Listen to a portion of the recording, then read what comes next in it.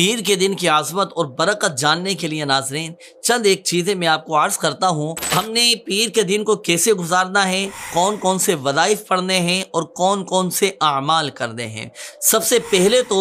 پیر کے دن کی چند تاریخی نسبتیں، چند خصوصیات میں آپ کو بتاتا ہوں کہ حضرت سیدنا ادریس علیہ نبینا علیہ الصلوۃ والسلام کو پیر کے دن ہی آسمانوں کی طرف اٹھایا گیا اور آپ جنت میں داخل ہوئے۔ حضرت سیدنا موسیٰ علیہ الصلوۃ والسلام کے بارے میں آتا ہے کہ پیر کے روز کوہ طور پر آپ تشریف لے گئے، اور پیر کے دن کے بارے میں آتا ہے کہ اللہ تعالیٰ کی وحدانیت کی دلیل پیر کے دن نازل ہوئی۔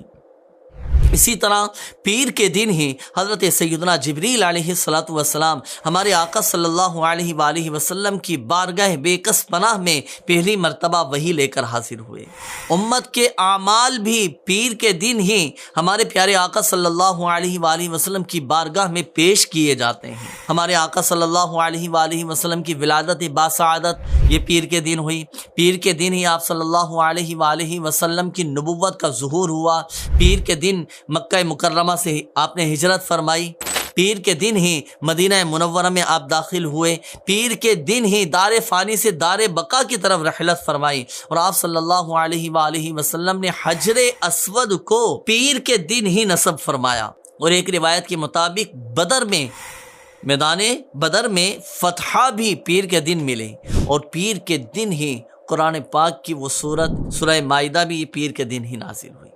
تو ناظرین یہ کچھ خصوصیات تھیں۔ اب آئیے ناظرین پیر کے دن کون سے اعمال کرنے ہیں، آئیے وہ میں آپ کو عرض کرتا ہوں۔ حدیث پاک میں ہے کہ جو شخص بروز پیر سورج بلند ہوتے وقت، یعنی طلوع آفتاب کے وقت جب سورج طلوع ہو جائے نا،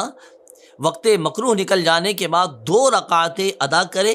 اور ہر رکعت میں ایک بار سورہ فاتحہ، ایک بار آیت الکرسی، ایک بار سورہ اخلاص قل هو اللہ احد شریف، اور ایک بار معوذتین یعنی سورہ فلق اور سورہ ناس یہ پڑھے۔ پھر سلام پھیرنے کے بعد 10 بار استغفار کرے، اللہ پاک کی بارگاہ میں اپنے گناہوں کی معافی چاہے، اور 10 بار مجھ پر درود پاک پڑھے تو اللہ پاک اس کے تمام گناہ معاف فرما دے گا۔ اسی طرح جو پیر کی رات شب پیر 4 رکعت نماز پڑھے، پہلی رکعت میں ایک بار سورہ فاتحہ اور 10 بار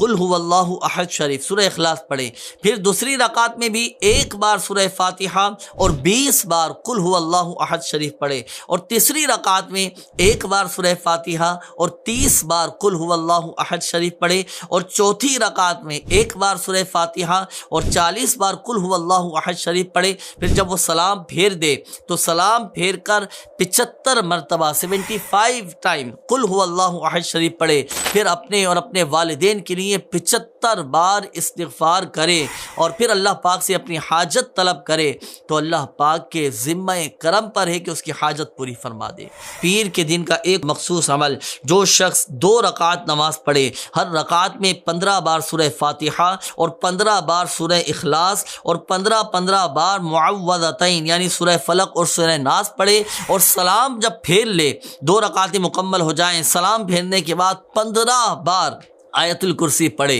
اور پھر 15 بار اللہ پاک سے استغفار کرے، تو اس کے لیے بڑا عظیم ثواب اور بہت بڑا اجر ہے۔ کل قیامت کے دن ایک ایک نیکی کو ہم محتاج ہوں گے، تو دنیا میں ہم نیک اعمال کی کثرت کریں، نوافل کا اہتمام کریں، اور سب سے بڑھ کر یہ کہ فرائض اور واجبات کی پابندی بھی ہو۔ انشاءاللہ الکریم اللہ کی رحمت سے ڈھیروں ڈھیر برکتیں حاصل ہوں گی۔ اب آئیے میں آپ کو عرض کرتا ہوں کہ پیر کا دن ہم نے گزارنا کیسے ہے، کون سے اعمال ہم نے کرنے ہیں۔ تو پیارے اور محترم اسلامی بھائیوں، پیر شریف کو ہمارے پیارے آقا صلی اللہ علیہ وآلہ وسلم سے نسبت کی وجہ سے بہت زیادہ شرف حاصل ہے۔ ممکن ہو تو پیر کا روزہ رکھ لیجئے، کہ پیر شریف کا روزہ رکھنا یہ سنت مبارکہ ہے۔ حضرت سیدنا ابو قتادہ رضی اللہ تعالیٰ عنہ فرماتے ہیں کہ بارگاہ رسالت مآب صلی اللہ علیہ وآلہ وسلم میں پیر کے روزے کے بارے میں دریافت کیا گیا، پوچھا گیا، تو پیارے آقا صلی اللہ علیہ وآلہ وسلم نے ارشاد فرمایا کہ اسی دن میری ولادت ہوئی اور اسی روز مجھ پر وحی نازل ہوئی۔ تو ناظرین یہ تھیں پیر کے دن کی کچھ خصوصیات، کچھ خاص نسبتیں، اور پیر کا دن کیسے گزارنا ہے وہ بھی آپ کو عرض کیا گیا، اور پیر کے دن کے جو اعمال جو نوافل آپ کو بتائے گئے خصوصیت کے ساتھ پیر کے دن، اسی طرح کچھ شب پیر کے بھی تھے، تو یہ ضرور ادا کیجیے گا، انشاءاللہ الکریم اللہ کی رحمت سے برکتیں حاصل ہوں گی۔